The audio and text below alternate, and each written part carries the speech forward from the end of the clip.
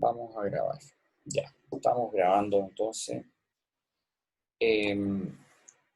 Vimos, ¿no es cierto?, en la clase pasada los efectos que tienen estos tres conceptos contables. Eh, Ahora quiero mostrar por qué en los flujos, o sea, por qué nosotros insistimos en el capítulo anterior, eh, o en el capítulo 2, parece que fue, que separamos las cuotas de los intereses y las amortizaciones. ¿Se fijan? ¿Se acuerdan de eso? O sea, tuvimos que hacer esa separación. Sí. Y ahora con los flujos de caja vamos a entender por qué. Y eso es lo que quiero mostrar. El flujo de caja que nosotros hicimos, a ver, déjenme ver un poco. Esto que está acá. Aquí tenemos una separación, una tablita que ustedes ya conocen, ¿no es cierto?, de un préstamo. En este flujo de caja tenemos un préstamo y eh, ese préstamo se paga en cuotas. Ustedes ya saben calcular las cuotas. Aquí en este caso tenemos un año de gracia. Un año de gracia, por lo tanto solamente se pagan los intereses de ese año. ¿Y por qué separamos los intereses de las amortizaciones? Y ustedes pueden fijarse en el flujo de caja, estos dos conceptos están separados. Los intereses se ponen en la parte superior y las amortizaciones en la parte inferior. ¿Por qué? Porque solo los intereses están afectos a impuestos. Solo los intereses representan un costo. Las amortizaciones no son costos, son una simple devolución del capital que le prestaron. Por lo tanto, para impuestos internos, solo descuentan impuestos o están afectos a impuestos los costos. Y en este caso, los intereses son costos. Entonces, igual que cualquier costo, van a disminuir los ingresos y van a producir una menor utilidad y por lo tanto un menor impuesto. Entonces, por eso es que van ubicados en forma distinta estas amortizaciones que están acá, ¿no es cierto? Las mismas que están aquí en esta tablita, se ubican en la fila de amortizaciones. Entonces, es muy importante ahora entender por qué les enseñamos en las clases pasadas, ¿no es cierto?, en el capítulo anteriores, a cómo uno tenía que separar las cuotas. Las cuotas se separan en los intereses y en las amortizaciones. ¿Para qué? Para que en el flujo de caja estén separados y solo los intereses descuentan impuestos, pero no así las amortizaciones, que repito, son solo una devolución del capital prestado. O sea, la suma de las amortizaciones obviamente va a dar el capital prestado, ¿no es cierto? En este caso, 4.500. No sé si hay alguna duda al respecto. O ya lo sabían, no sé. Creo que quedó claro. Bien. Quiero volver a...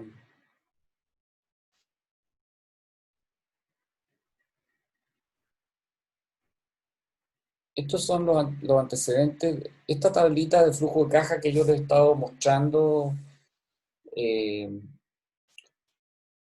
desde el principio, estos son los datos. Aquí aparecen los datos del del flujo de caja. Con esto se construyó el flujo de caja. ¿Ah? Eso es lo único que quería. Sería bueno que ustedes, como ya tienen este documento, puedan reconstruir el flujo de caja de acuerdo con los datos que aquí aparecen. Ya yo creo que ustedes están en condiciones de por lo menos colocar buena parte de esto, o sea, excepto el capital de trabajo, que creo que lo vamos a ver en la próxima clase con mayor detalle, pero ustedes ya podrían colocar todos los demás datos en esta tablita que vimos recién. Y ahora quisiera determinar un detalle un poco más financiero, de matemáticas financieras, pero acá tenemos la tablita de amortizaciones e intereses, ¿no es cierto?, con un flujo con un año de gracia. Y la pregunta es, ¿qué pasa si el año de gracia incluye toda la cuota? Entonces, el cálculo, ustedes ya lo saben, pero de todas maneras es como para recordar un poco el tema, cómo se calculaba, ¿no es cierto? Los 4.500 aquí aumentan el capital, ahora ya no es 4.500, sino 4.725, porque se aumentó por los intereses de este periodo, que no se pagaron, por lo tanto esto se incrementa en el capital. Y con ese nuevo capital uno calcula la cuota, ¿no es cierto? Y con esa cuota, eh, eh, primero calcula los intereses, en este caso un 5% de interés, y por diferencia sale las amortizaciones hasta dar prácticamente cero acá.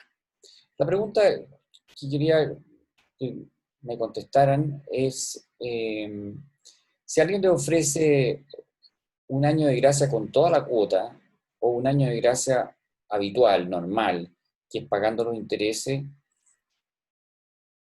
¿cuál de las dos preferirían ustedes? Así a la rápida, yo diría el caso de periodo de gracia, el primero, El primero. claro. Eh, ¿Por qué? Porque no se recalcula la cuota y solamente me estarían cobrando el interés. O sea, es que no sé si este segundo caso vendría siendo como una postergación de la cuota o es un tercer caso este. No, no, el año de gracia con toda la cuota es que todo esto se posterga, o sea, esto comienza a pagarse el año 2 y aquí también se comienza el año 2 excepto que en el año 1 se pagan los intereses. Eh, o sea, las cuotas aquí son más chicas, pero se pagan los intereses, entonces acá son un poco más grandes, pero se concentran en 3 años. Y,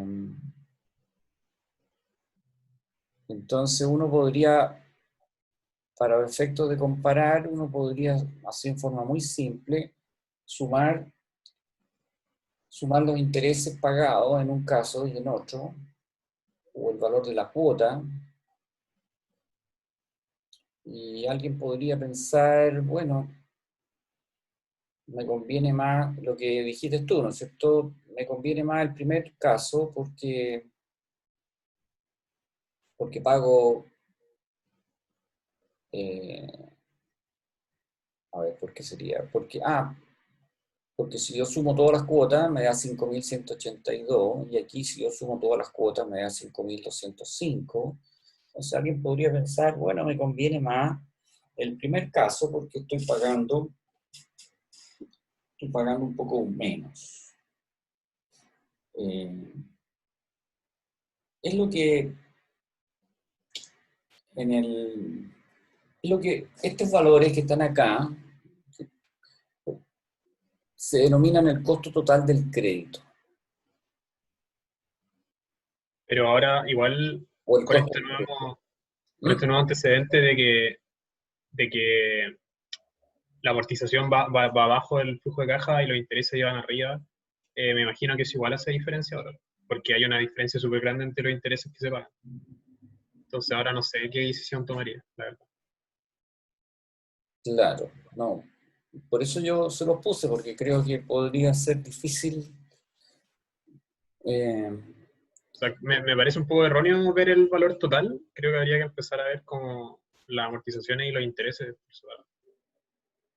claro, de partida sí, yo aquí sumé todos los intereses, pero uno dice, a ver, si uno lo analiza por las cuotas, el de arriba sale mejor, pero si uno analiza por los intereses, el de abajo es mejor. Entonces, como que no está claro cuál es mejor. Ahora yo les diría, no se engañen, el de abajo aparecen menos intereses, pero aquí yo estoy pagando un interés también. Lo que pasa es que está incorporado en el capital. Aquí yo le sumé los 2.25. Los 2.25 se los sumé y me dio 4.725. Entonces, si a este número de 480 le sumo 2.25, me va a dar mayor que 682. O sea, y eso sería consistente con este valor, de tal manera que aparentemente podríamos concluir de que el modelo inicial de, de pagar un año de gracia con los intereses pareciera ser mejor. Pero la respuesta no es ninguna de las dos. Y eso quería enfatizar, que en ambos casos el interés es el mismo. Lo único que están distribuidos de manera distinta los valores. Entonces, este cálculo que a veces usa el CERNAC, que sumar todas las cuotas y llamarle el costo total del crédito, es engañoso y, y no representa realmente un indicador de comparación en general.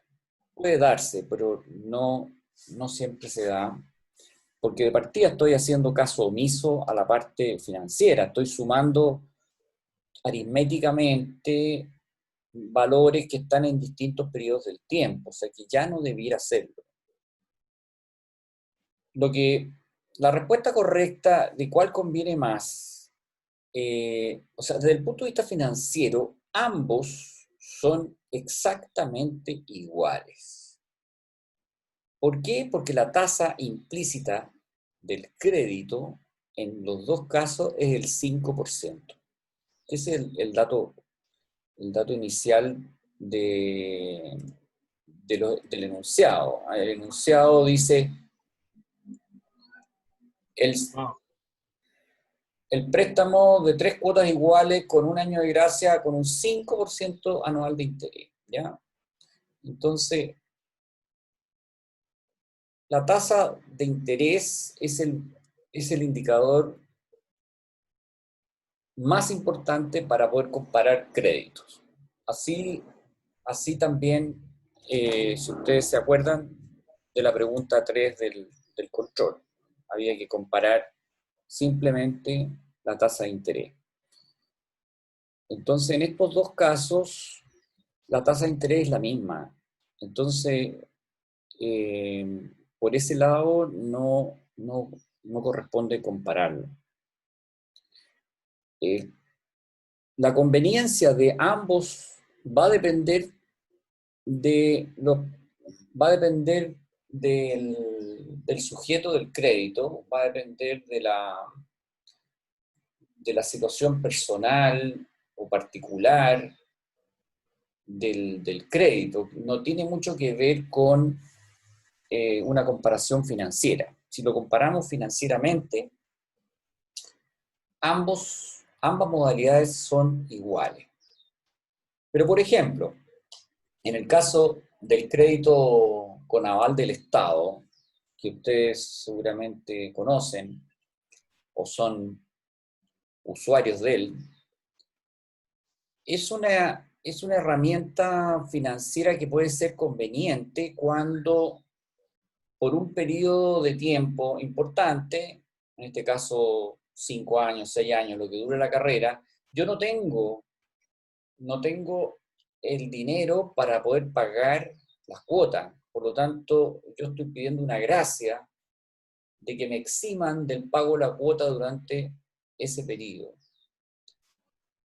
Pero el que les presta la plata tampoco quiere perder. Entonces va a decir, ya conforme, pero yo le voy agregando todos los intereses que ustedes no me van a pagar. Entonces yo le agrego los intereses por todos los años y después liquido, o sea, después les calculo la cuota considerando un capital distinto, mayor, considerando todos los intereses.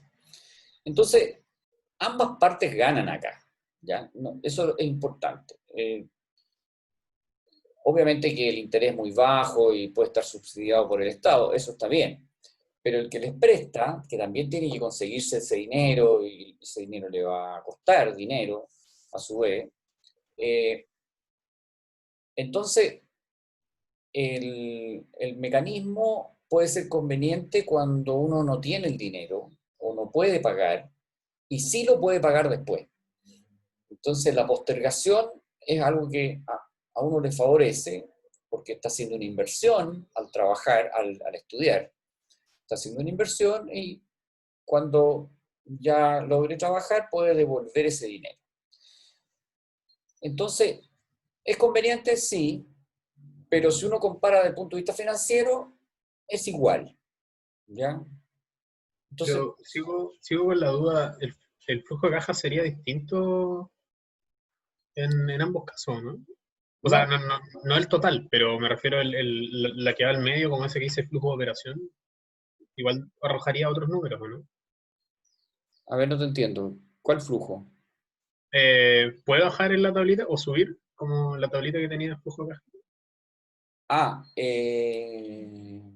a ver, pero no, a ver, estaba más acá abajo. Ah, la tablita, ya.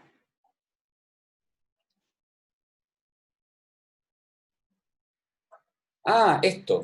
Eso, claro. Tienen distintos flujos de operación, que es lo que está al medio. Eh, Entiendo que abajo al final el total sería igual, pero al medio no. correcto, va a variar, pero, o sea, eh, pero no va a tener incidencia en el BAN. En el fondo, eh, a ver, podría haber alguna pequeña diferencia, depende de la tasa de descuento que se use, porque seguramente lo que va a ocurrir es que los flujos que están al principio van a ser más altos porque yo no voy a tener que pagar. En este caso, aquí la amortización es cero, pero cuando la cuota se posterga, el interés aquí sería también de cero. Por lo tanto, este flujo podría aumentar y podría aumentar, pero estos otros podrían disminuir. Entonces es posible que haya algún efecto eh, por la tasa de descuento que se use. Podría tener algún efecto en el VAN, es cierto, pero me parece interesante, si quieres la próxima clase voy a hacer esto, puede haber algún efecto por la tasa eh, al calcular el VAN, es cierto, porque un flujo, eh, si la tasa de descuento es muy grande, eh, los flujos que están más antiguos van a ser, se van a achicar fuertemente, entonces el efecto no va a ser tan grande. Entonces, ahí podría haber alguna diferencia, pero me parece interesante la pregunta. Voy a hacer los dos casos en el flujo de caja y ahí vamos a conversar un poco más. Pero desde el punto de vista financiero, tal como yo les decía, eh, si ustedes calculan el valor presente, en ambos casos les va a dar lo mismo, ¿ah? Porque están descontados O sea, en ambos casos va a ser 4.500 en el año cero. Y el valor futuro también les va a dar lo mismo. ¿Por qué? Porque la tasa de interés implícita en ambos créditos es la misma, es un 5%.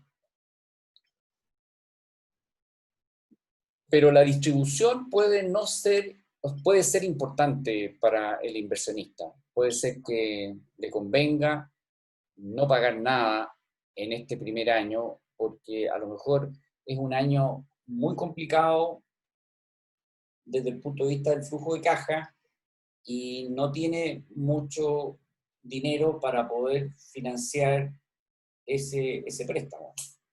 Entonces, le puede tener algún impacto en el flujo de caja, ¿cierto?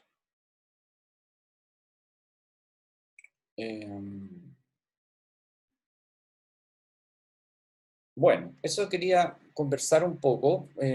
Vamos a volver sobre este tema porque me parece interesante la pregunta que me hicieron.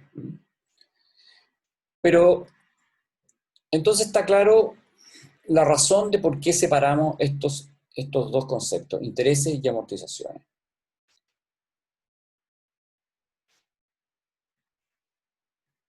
Los impuestos, vamos a hablar sobre los impuestos, ¿no es cierto? Eso ya lo hemos conversado también, pero vamos a hablar sobre algún tipo de impuesto más adelante. Esta es la planilla. El horizonte de evaluación, que ese otro tema dentro del flujo de caja, es saber, ¿no es cierto?, cuántos años tenemos que considerar para estimar el flujo de caja. Entonces, aquí hay una serie de consideraciones. Si el flujo de caja yo lo pongo de 50 años, de 2 años, de 3 años, si ustedes se fijan, yo hago una inversión muy fuerte al principio, ¿no es cierto? Al principio tengo que, en el primer año o en el año cero, hago una inversión. Si yo considero muy pocos años hacia el futuro, no voy a alcanzar a recuperar esa inversión. Entonces voy a estar castigando el proyecto por no considerar suficientes años para recuperar esa inversión. Por otro lado, si me alargo demasiado en el tiempo, más allá quizás de la vida útil, el proyecto se hace cada vez más incierto.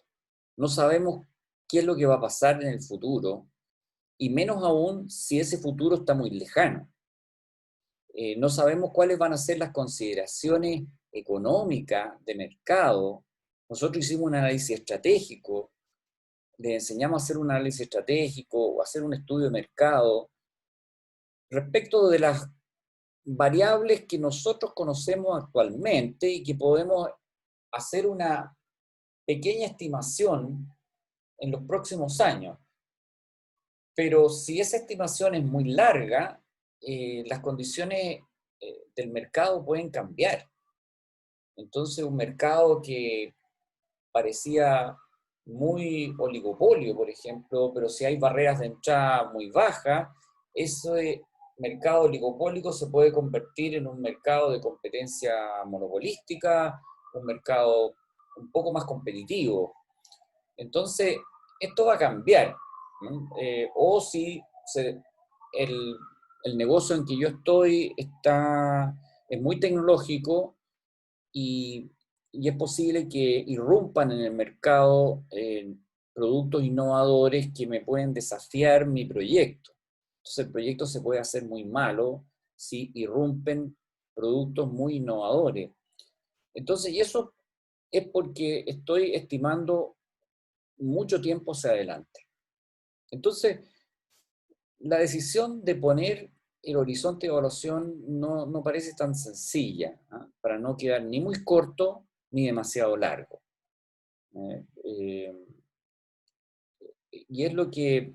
Entonces, algunos criterios básicos, por ejemplo, el tema de las características del proyecto, la vida útil del proyecto. Si uno está evaluando la construcción de un puente, por ejemplo, una cosa que dura mucho tiempo, o la construcción de un edificio de oficina. Sería como poco lógico considerar 3 años, pero si yo estoy haciendo el reemplazo de una maquinaria o de un vehículo, donde la vida útil del vehículo son 4 años, entonces parece que 4 años puede ser un buen horizonte de evaluación. Entonces va a depender de las características del proyecto. La vida útil es un buen indicador de cuánto tiempo uno puede considerar. En general, los proyectos que ustedes van a evaluar no se les pide más allá de 10 años. ¿Ah? Eso es lo que yo, por la experiencia, eh, que no evalúen más allá de 10 años en general. ¿No?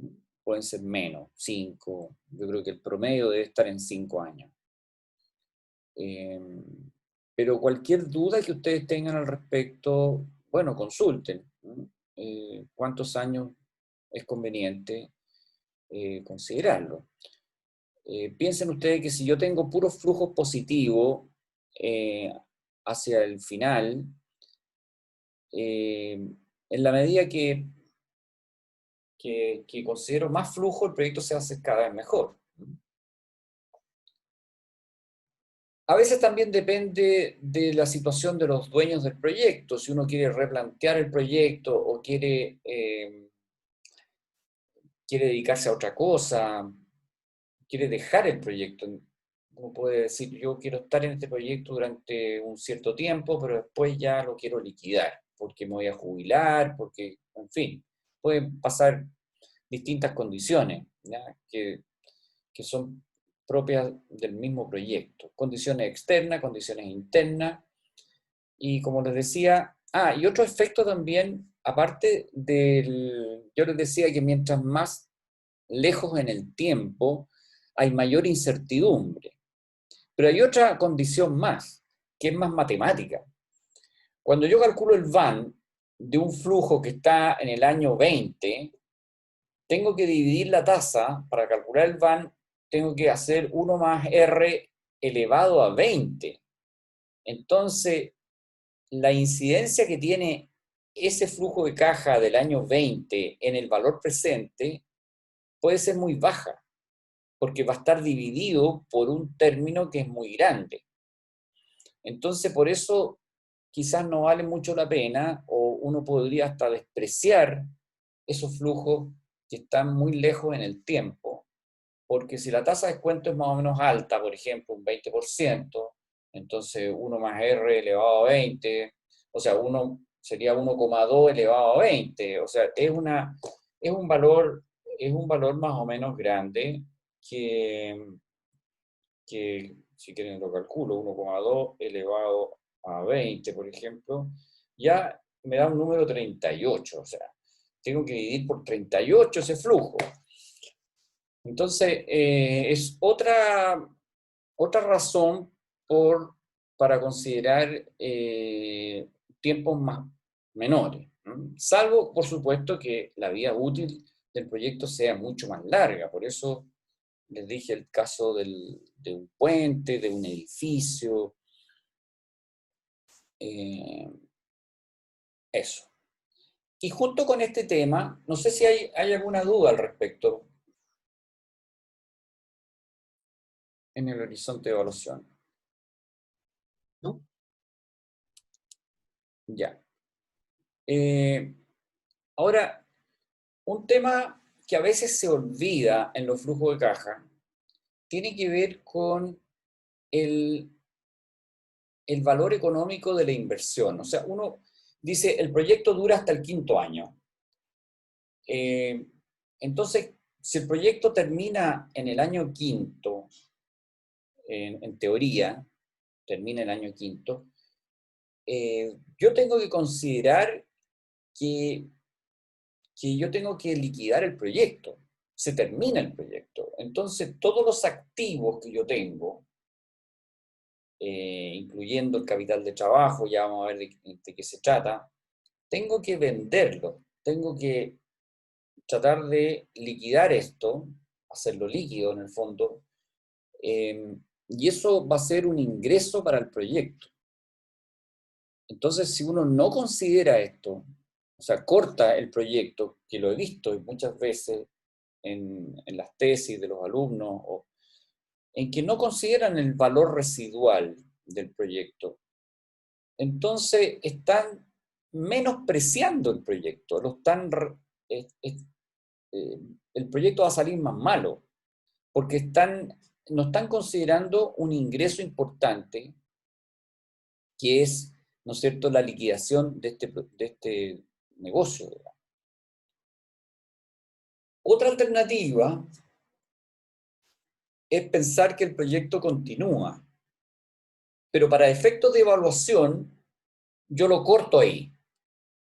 Entonces uno lo que debiera hacer es tratar de vender el proyecto o vender el negocio que está funcionando.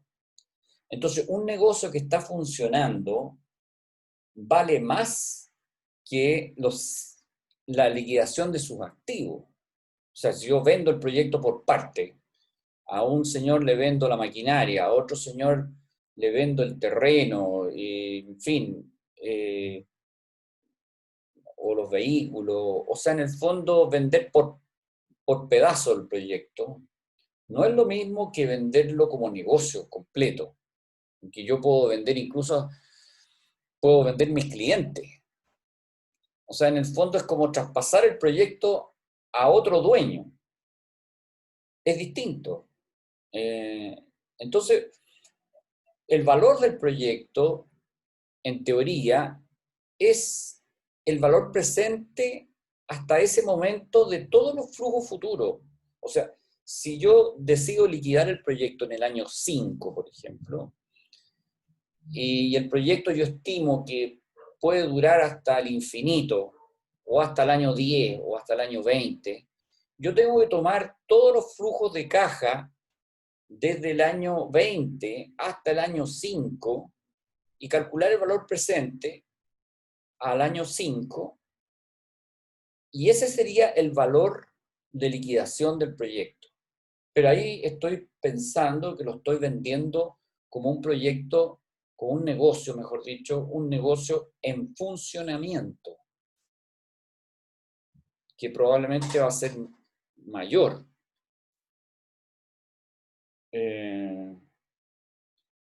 Así que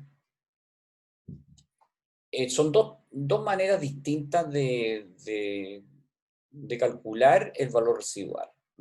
Entonces, lo más fácil y lo más habitual es liquidar los activos. Eso es lo que se usa muchas veces, ¿no?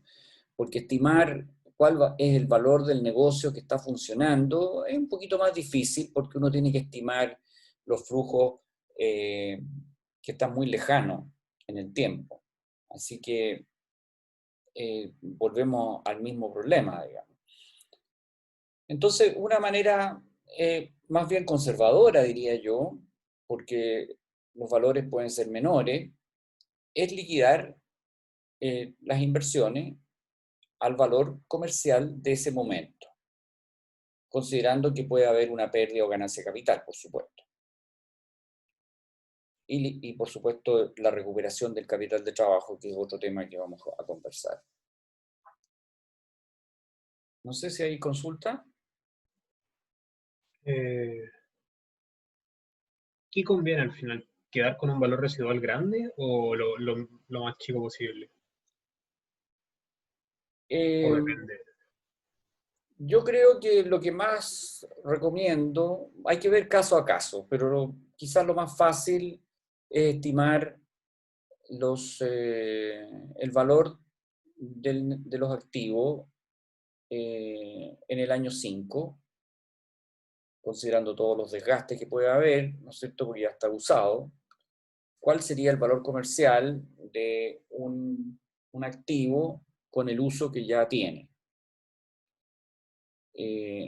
Eso yo diría que es lo más simple, y más que considerar el valor el valor presente de los flujos futuros después del horizonte de evaluación, ¿ya? Que podría dar mayor, naturalmente, ¿ya? Y hacer mejor el proyecto. Pero es mejor ser siempre más conservador, ¿ah? Y ese es un criterio que yo le recomendaría. Si ustedes quieren, en la duda, por ejemplo, quieren considerar que las ventas van a crecer, no sé si considerar que las ventas crezcan un 5% o crezcan un 10%. Tengo, tengo la duda, ¿ah? Puedo fundamentar ambas. Entonces yo le diría, considérelo en una visión más conservadora que las ventas crecen un 5%, o sea que crecen menos.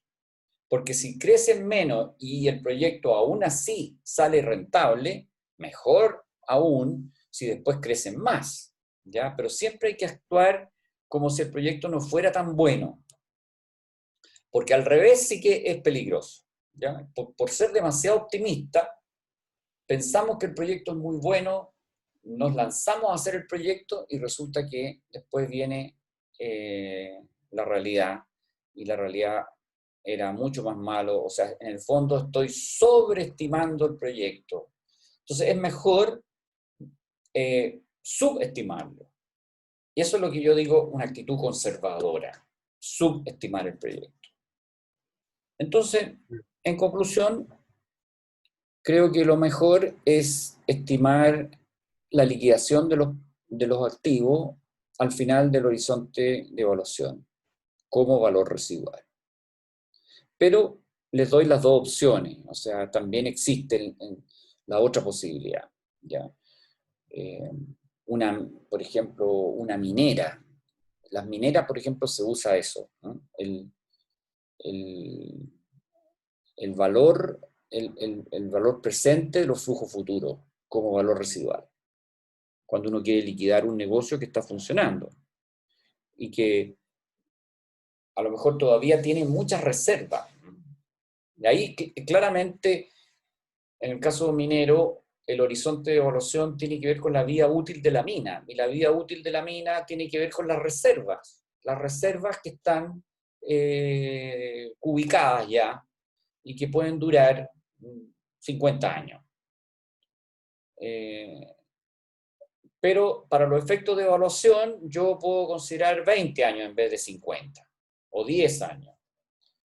Pero en el valor residual yo considero que la mina la voy a vender con todo su equipamiento completo como si estuviera funcionando. Entonces sería muy subestimar demasiado en ese caso venderla por parte, digamos, ¿eh? Vender la maquinaria. Por eso va a depender del tipo de proyecto. ¿Está claro? Sí, sí, sí. Bueno. ¿Qué pasa con la inflación? Ese es otro tema que a veces a los alumnos les preocupa. ¿Debemos considerar la inflación? La respuesta es no. No se considera la inflación en los flujos de caja, aun cuando el país tenga una inflación alta, que no es el caso de Chile, pero podría ser en otro país que es más alta, en Argentina, por ejemplo, que es bastante más alta que acá en Chile. Pero ¿por qué no los consideramos?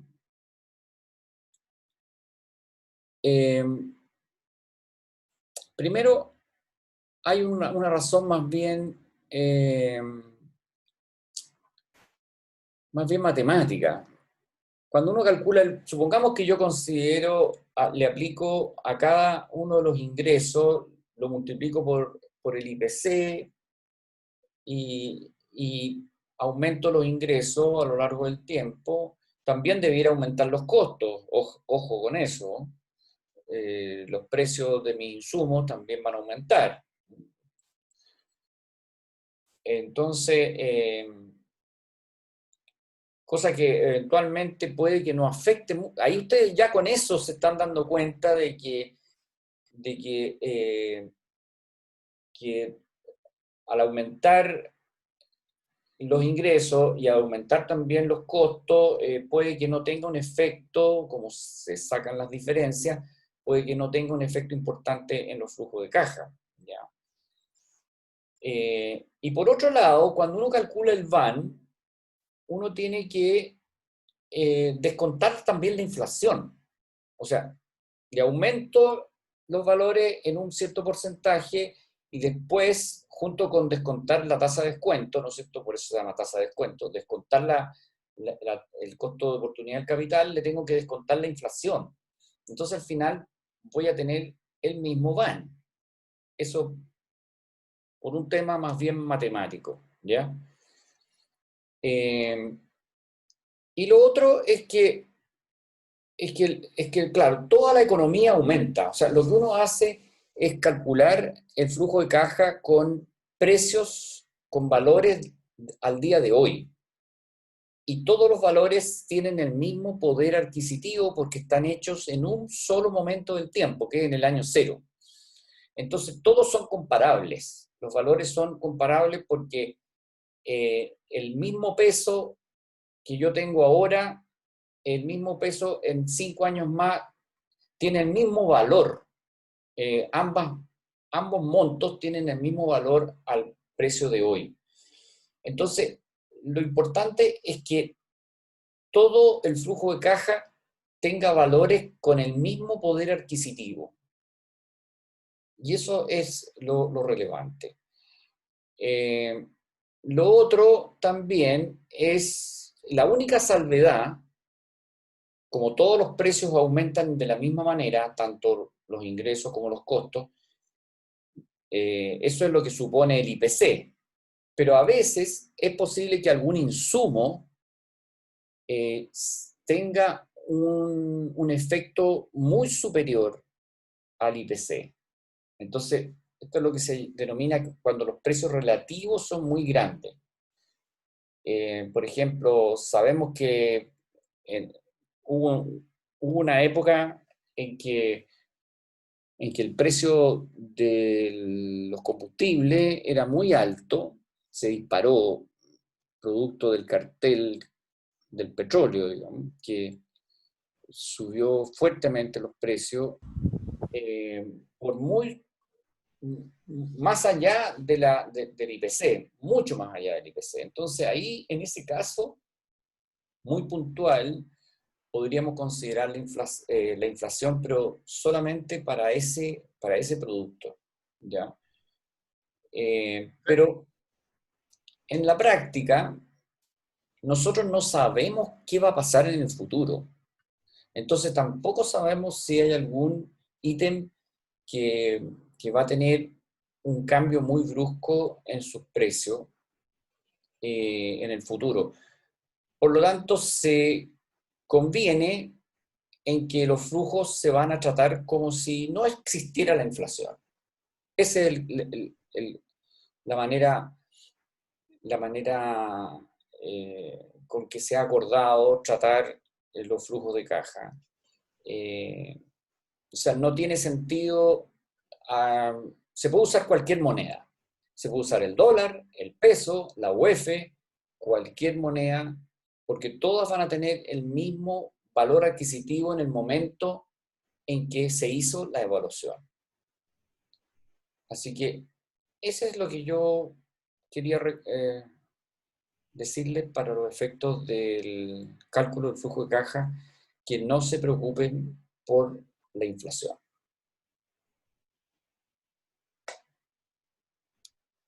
¿Está claro? ¿Alguna pregunta? En caso de cambio súper brusco, hay que hacer otra evaluación. ¿Cómo se actúa en Sí, ese la caso? verdad es que yo nunca lo he visto ese caso, pero O sea, yo estoy pensando, por ejemplo, en ahora pandemia. Me imagino que las proyecciones y todas esas cosas deben haber cambiado bastante. eh, por ejemplo, el IPC de Chile no ha cambiado mucho. Ya, Durante la pandemia no ha habido probablemente algunos productos como que son productos puntuales, eh, hay una mayor demanda de mascarilla, por ejemplo. Alguien podría pensar, bueno, la mascarilla subió, probablemente subió de precio, pero ahora volvió a bajar de nuevo. Yo me acuerdo que antes era muy difícil encontrar mascarillas porque, y las vendían muy caras, pero después eso fue cambiando y ahora están bastante más baratas. Puede ser que hay algunos precios que pueden tener complicados. Yo me acuerdo, bueno, el tema de los ventiladores mecánicos, que fue una cosa bastante compleja. Eh, podrían, podrían tener algún problema, si es que esa es una variable importante para el proyecto. Y bueno, uno podría considerarlo, podría inflar, en el fondo, inflar un poco ese ítem dentro. Pero ¿qué pasa si después se desinfla? Entonces, la verdad es que es muy incierto, ¿eh? Muy incierto, porque generalmente estos temas son puntuales, pero no es que haya un cambio sostenido en el tiempo. ¿Eh? Así que el tema del dólar también el dólar en algún momento por la incertidumbre que vivió Chile llegó a los 850. Entonces, si alguien tenía que invertir en ese momento en dólares porque tenía que traer una maquinaria de afuera, claro, el proyecto se le hizo muy caro, ¿no? Pero quizás él podría postergar eso hasta que bueno, muchas inversiones se postergan cuando hay mucha volatilidad en el mercado.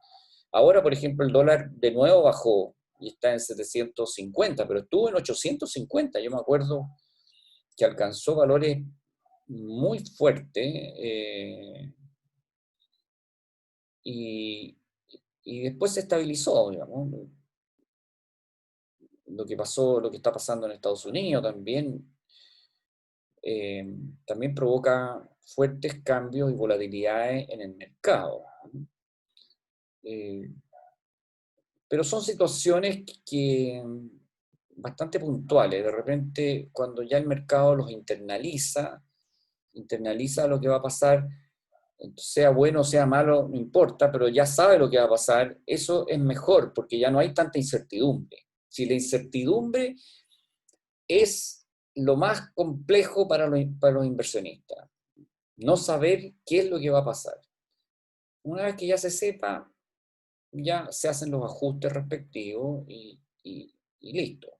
O sea, los inversionistas aman la estabilidad, porque siempre los negocios tienen un riesgo intrínseco. Y si además le agregamos otro, entonces es otro externo, puede hacerse muy complejo tomar la decisión de invertir. Eso lo van a ver ya en el próximo capítulo con más detención.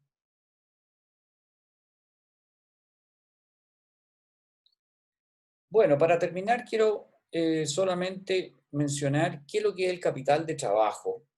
Eh, Antes de esto, quiero mencionar que el capital de trabajo es una cantidad de dinero que el inversionista necesita para partir con el negocio. Eh, Aparte de la inversión, aparte de todas las maquinarias que necesita, lo que pasa es que cuando uno quiere instalarse, y ustedes lo van a ver si alguno de ustedes es inversionista o es emprendedor en algún momento de su vida, se van a dar cuenta que yo necesito, por ejemplo, si quieren vender algo o quieren instalarse con un negocio comercial, eh, tienen que tener inventario, por ejemplo, tienen que comprar cosas, ¿no es cierto?, eh, para, para tenerla inicialmente, porque hay que tener un cierto inventario, ¿ah? Y necesitan ese capital para partir. Al principio, ustedes no van a tener ventas en los primeros meses, porque no son conocidos, pero sin embargo van a tener que contratar gente, igual, ¿no es cierto? Entonces, durante los primeros meses ustedes van a tener que pagar el sueldo al personal que contraten, y los ingresos todavía van a ser o muy pocos o nulos. Entonces, porque se supone que el gasto del personal que va a trabajar en el negocio se paga con los ingresos. Eso es lo habitual cuando está en régimen. Pero al principio no estamos en régimen, estamos partiendo.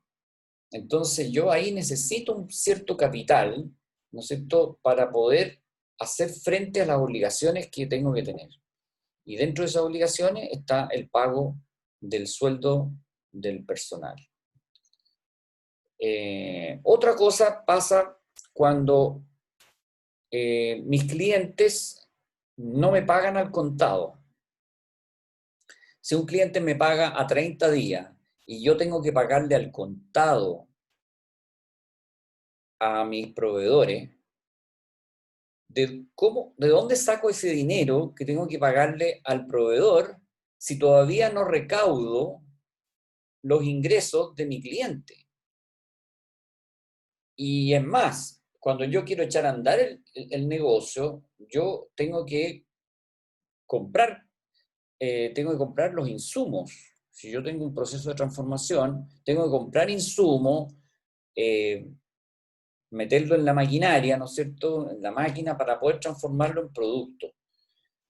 Pero mientras tanto, yo no voy a estar vendiendo. O sea, voy a tener que hacer ese gasto de mi insumo eh, para poder, si yo quiero hacer, por ejemplo, muebles de madera, tengo que comprar madera. Y, y antes de vender el mueble, tengo que comprar la madera, salvo que yo venda a pedido. Y que eso es interesante. Uno vende a pedido, es que uno le pide a lo mejor un anticipo. Muchas veces hacen eso los negocios, ¿no es cierto? Piden un anticipo, con ese anticipo yo compro mi materia prima y con eso puedo echar a andar el negocio mientras me pagan el resto. Pero muchas veces no es así, en que yo tengo que vender un producto que tengo que fabricarlo primero. Entonces, ¿cómo lo fabrico? Tengo que tener algo de dinero para comprar esos primeros insumos. Después esto empieza a rodar, ¿no es cierto? Y con los ingresos voy pagando mis costos. Pero al principio no es así.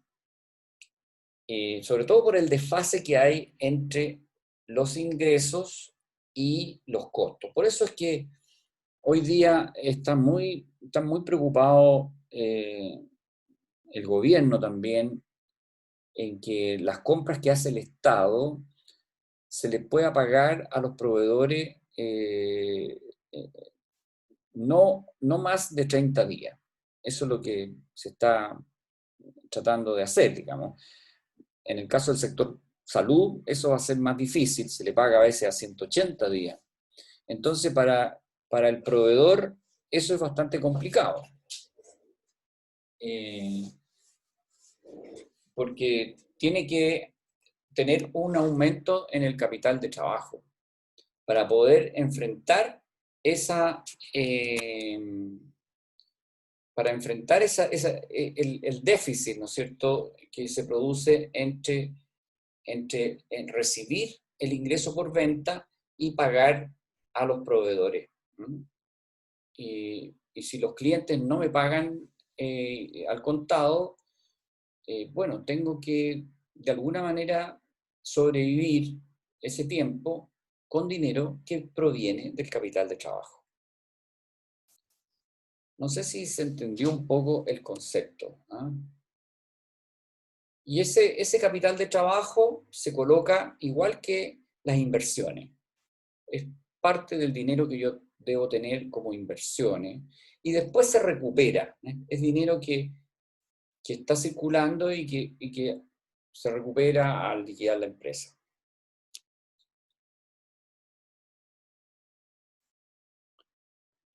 En la próxima clase vamos a ver cómo se calcula el capital de trabajo. Y hay dos maneras, una manera simple, pero muy aproximada, y una manera un poquito más compleja. ¿Mm? Lo que habitualmente hacen los alumnos en el proyecto es que lo hacen de la manera simple, ¿ya? Pero tienen que considerar de que eso tiene sus dificultades también, no es tan preciso. Pero en la próxima clase vamos a ver los dos métodos, el método más largo y el más corto.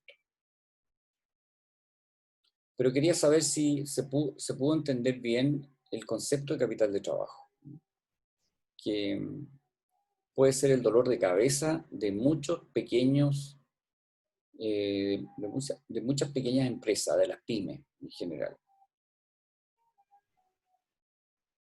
Sí, a priori se entendió, probablemente después, más adelante salgan los dolores de cabeza. Claro, poder sobrevivir, por ejemplo, con este famoso estallido que es social que muchos comerciantes sufrieron porque estaban cerca o fueron vandalizados, o por la pandemia, que han tenido que sobrevivir. Bueno, ahí sobreviven con el capital de trabajo nomás, porque si no tienen que quebrar, y si pasa mucho tiempo sin vender, ya tendrían que endeudarse, y si no tienen suficiente garantía no le van a prestar plata, entonces al final no queda otra que quebrar. Y bueno, los grandes sobreviven porque tienen mucha espalda. Ese es el tema del capital de trabajo. Vamos a hablar más sobre este tema en nuestra última clase. Bien, ¿alguna consulta? Alguien se iba a quedar después de la hora, ¿no? Así que, Sí, yo. perfecto, lo espero entonces. Muchas gracias al resto. No, Nos profe, que te vemos vea. el lunes. Claro, claro. Chao. Profe. Ya. Tengo dudas, o sea, en la mañana me desperté con todas las ganas de empezar a adelantar el informe 2, pero me di cuenta de que no sé, o sea, no sé si no sé, pero la mayoría de los puntos que están, no sé ¿Cómo cómo se llama tu hacerlo. proyecto? Es el del recolector de aguas lluvias. Ah, ya, ya. Para las zonas más secas, ¿no? Sí, sí. Pero independiente del proyecto, era más que nada por los puntos que dicen. Por ejemplo, el estudio legal, no sé si ya lo vimos y yo no me di cuenta, o no lo hemos visto, o el estudio medioambiental que sale. Porque me puse, hoy día dije, ya voy a avanzar en algo, y vi la mayoría de los puntos, yo no los he O visto sea, a todavía. ver, el estudio legal se refiere cuando uno tiene que pedir permisos municipales. Que no se olviden que un término que hay que, si uno quiere instalarse con un negocio, tiene que pagar una patente municipal. O, por ejemplo, si el negocio es de alimento, uno tiene que también cumplir una cierta reglamentación del Ministerio de Salud para los efectos de tener eh, el alimentos que uno produce tiene que haber pasado por cumplir las normas del Ministerio de Salud, digamos, para que no haga daño, las etiquetado, no sé. Es un tema de ese tipo, ¿eh? Que yo creo que no es pertinente a tu proyecto en general. ¿Mm? Claro, ¿no? Yo estaba viendo más que nada por la rúbrica que sale. Sí, es que es una rúbrica general, ¿no es cierto? Porque nos tenemos Ya. que poner en todos los casos. Por Pero ejemplo, el estudio medioambiental, ahí nos basamos en alguna normativa. bueno, está la normativa.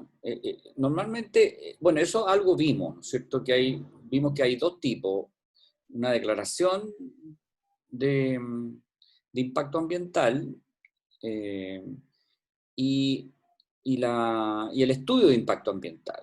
Cuando uno cree que su proyecto no va a tener impactos, la normativa le dice, mire, demuéstreme que usted no va a tener impactos. Entonces hay que hacer una declaración de impacto ambiental relativamente corta, y eso puede tener algún costo. Pero la verdad es que ustedes en el informe pongan de que hay que hacer una declaración de impacto ambiental y que debe contener tal y tales puntos, donde ustedes muestran que su proyecto no va a tener un impacto en el medio ambiente. Ya, Eso es perfecto. básicamente. ¿Mm? Ya. Y claro, después los otros puntos que eran, bueno, ahora ya me quedaron más claros, porque era el horizonte de evaluación, por ejemplo, el capital de trabajo, y ahora en Claro, la mañana me había asustado un poco cuando leí eso. Eh, y claro, sí. el flujo de caja también, sí, efectivamente. Básicamente hasta esta clase, o sea, hasta este capítulo donde ustedes ya debieran poder enfrentar, ustedes debieran terminar con un flujo de caja. ¿M? Y un primer van del proyecto puro, donde la tasa de descuento eh, es solo una estimación, puede ser un 10% arbitrario, porque después le vamos a enseñar en el otro capítulo a calcular la tasa de descuento real. Entonces, ahí no se preocupen mucho si tienen que calcular el van, usen una tasa de descuento de un 10%. Ya, perfecto. Lo importante es que las ventas, por ejemplo, los ingresos, estén respaldados por un estudio de mercado más o menos decente, en el fondo, un estudio de mercado aproximado, que tiene que estar basado en el análisis estratégico que vimos en el primer informe. Entonces, no puede ser una cosa muy ambigua y arbitraria en el fondo.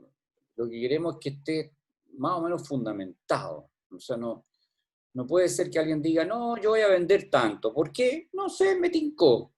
¿Ah? Ah, es lo que yo creo.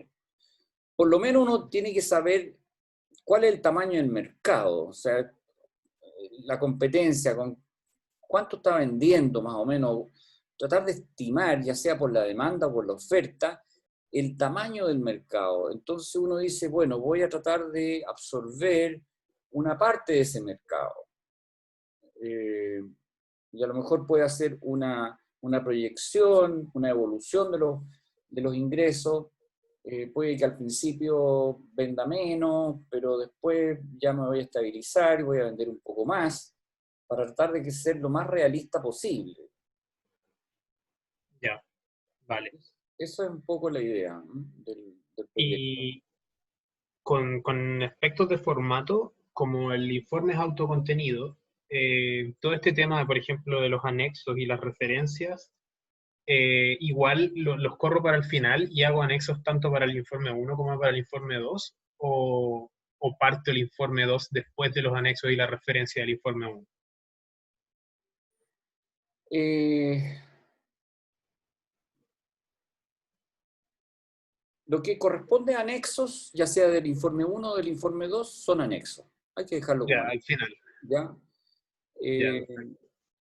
El resumen ejecutivo lo arreglo, o sea, me refiero a que cambio el que estaba para el informe uno y hago uno nuevo para el informe 2 y que abarque también sí, lo del informe uno. sí.